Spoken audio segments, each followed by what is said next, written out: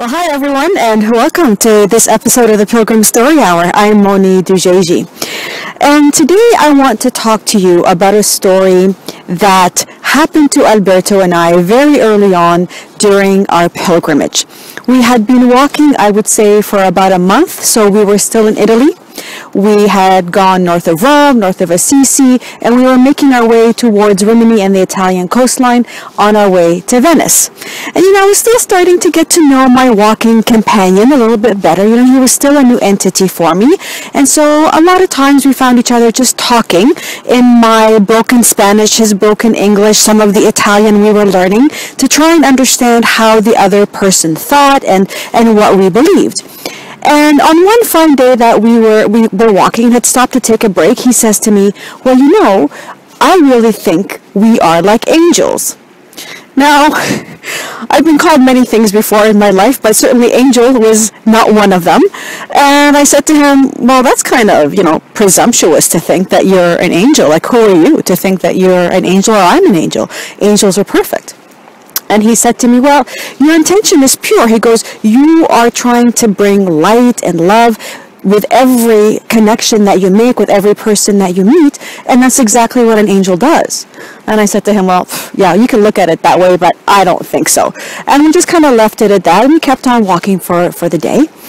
A couple of hours later, along the side of the road, across the street, because you have to imagine we're walking facing traffic, on the other side of the road, we see this older woman dressed in her housecoat, standing at the edge of her driveway, just waving at us and just motioning for us to come over. And so, we waited for the cars to pass and we ran across the street and we said hello, ciao, buongiorno, and she explained that she had seen us driving from back and forth to work every day for the last few days and just wanted to say hello and wanted to get to know us a little bit. And so she invited us into her house. She's all enthusiastic. We're taking off our backpacks and taking off our boots. And as we walk inside, I hear the words, Monica, Monica. Now, I had become accustomed to being called Monica, even though my name is Mony and I've spelled it out for people, they still called me Monica. And so I walked in and I turned to see who was calling my name. And what I found was the television. The television was on to a program called Touched by an Angel. Now, for my North American friends, I'm sure you'll remember this show about two angels who are assigned human beings to help them work through whatever they're working through. And in the moment that I happened to walk into that room, someone was calling out the name of Monica, who was one of the main angels. I just stood there in shock. Alberto just gasped, and he gave me one of these looks that said, "Oh, I told you so." And I'm saying, just let's relax, let's just see what's happened. But I was very affected when I saw that show, and I took a deep breath and I said, okay, well, let's just see what's going to happen here today. This woman, her name is Mercedes, she was just fawning all over us. She brought out food, she brought out fruits, she brought out cakes, juice, and kept saying, manja, manja, my favorite Italian word, just keep eating. And so, we're eating and we're trying to explain who we are and what we're doing. And the whole time we're talking, Mercedes she's just looking at me. She's, stroking my face. She's touching my arm. She's smiling at me with so much love and so much care. It was beautiful, but it was also a little bit uncomfortable and awkward because, it's very intimate and very personal with someone I've literally just met a few moments earlier. Now, Mercedes went on to tell me that she had just lost her husband not too long ago, and that the stress of his passing was so difficult that she started to develop eczema on her hands. And the eczema was so advanced that she had to wear gloves so that she wouldn't scare other people. Now, having suffered with eczema myself and on my hands, I understood very well what that feeling was like, because it scares other people when they see your hands are scaling and sometimes bleeding and cracking. I asked her to take off her gloves so I could see it.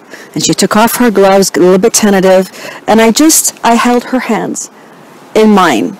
and I just stroked them a little bit, and I felt the scaliness, and I saw some of the dried blood, but I just held her hands and I just stroked them very gently, and in my own way just started to offer love to her hands.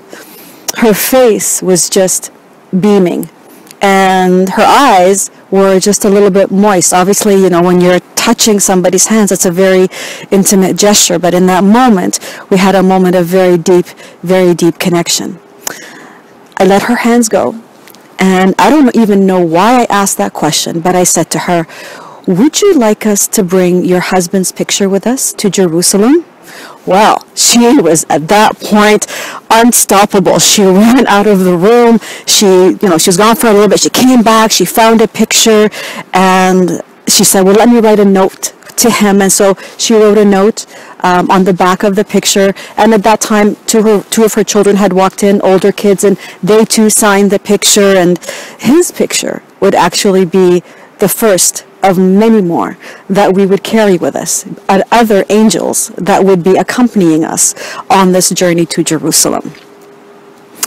She wanted us, of course, to spend the day, the night. She wanted to feed us some more, but we felt really that we had done what needed to be done, and that our time there was finished, and it was time for us to move on.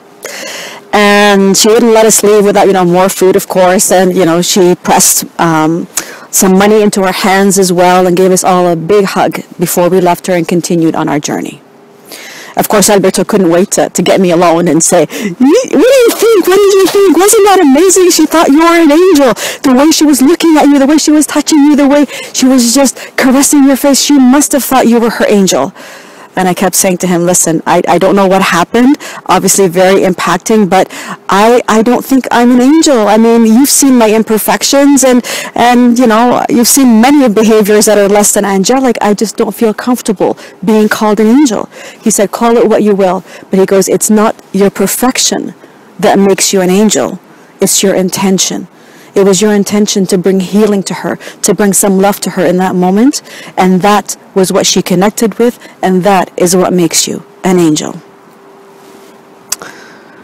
So today, my pilgrim friends, as you are embarking on your journeys, whether it's on the Camino or your journey in life, I ask you to consider how you can be an angel to someone else, how you can bring a little bit of love to an encounter that you're having with someone, a little bit of compassion, a little bit of a kind word, a smile, and even silence sometimes is the most powerful healer that you can bring to another, truly listening with compassion and with understanding.